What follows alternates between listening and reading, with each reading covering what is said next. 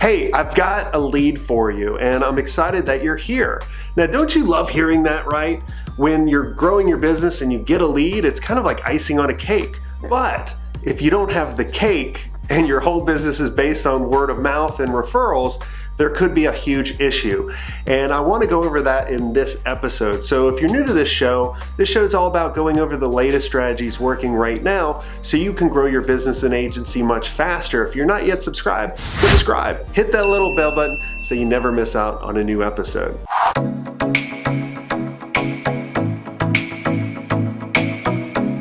What's up everybody, Jason Swenk here, and I've obviously got your attention about word of mouth. And if your business is mainly growing based on word of mouth, you don't have a real business yet. Not a real business that can stand and be driven and grown over time. Let me explain before you guys all get upset. Look, it's kind of like you're building a business on a one-legged stool. It's not going to be able to stand by itself. As soon as you let go of it, it's going to fall over. And a lot of times when you put too much weight on it, it's going to collapse. Your business based on word of mouth is being reactionary to what comes to you. And here's what's going to happen. Similar businesses that you're working with is going to refer you business. They're always going to refer business at the same level or below them. So you're not going to be able to grow your company. The only way you can grow your company is to do more work or to charge more. Those are really the two main things in order to grow your company and grow your revenue. So if people keep referring to you and you keep taking on similar work or below, you're never going to be able to raise your prices. And the more work you actually take on, the more people you're going to need, which means your profit's going to go down. Whew, that's a lot, right? And so I want you to be more proactive. And that's why it's so important to pick a niche, because you can understand what challenges that your market's having. What do they actually need? What do they want to transform into?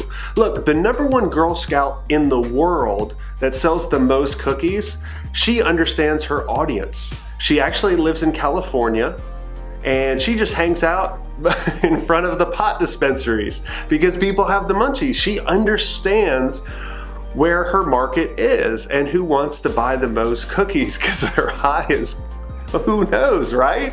Isn't that smart? So wouldn't you like to do that? Think about this. Let's go through an exercise. Think of a search engine. The first search engine you think about. Think of a computer company, right? You're probably thinking of Google and Apple, right? But what happened to Dell? What happened to Yahoo? That's why it's so important to pick a niche that you can dominate. So when you say, pick a particular category, what would it do if they thought of you? Think about like, hey, can you pass me the Kleenex? Kleenex is actually a company.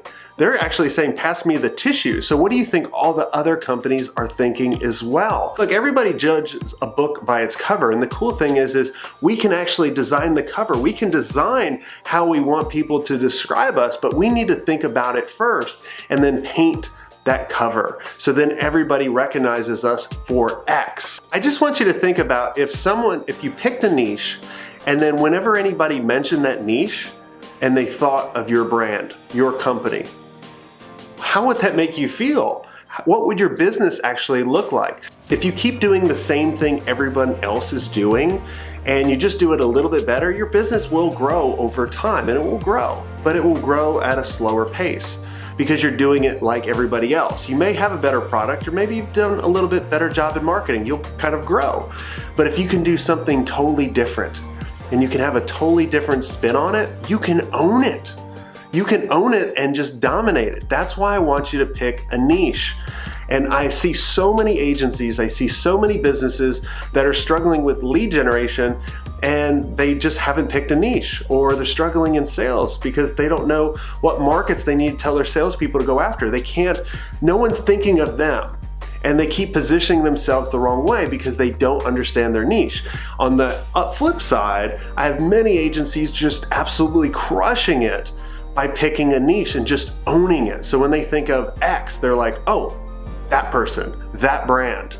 Now, I'm also going to tell you, I can't tell you which are the most profitable niches. I know I'm going to get a ton of comments for this. And I know there's people out there that have programs that actually go, hey, here's the most profitable niches for agencies. Let me tell you something. No one can tell you the most profitable niche. The only person that can tell you the most profitable niche is you. You have to choose a niche that you have knowledge in, you have passion in, and you can see yourself doing this for a long time and not making any money. Now, you will make money, but I'm just saying you have to pick a niche based on those categories to go after. And that's what I want you. I want, when someone says, you know, X, Y, and Z, I want them to think of you. But you have to start with picking a niche, and then you can grow that over time. You can expand.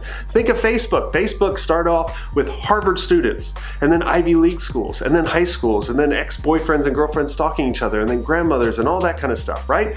Think about everything big starts off small. Pick a niche now, and I promise you, you won't regret it. And until next time, have a swank day.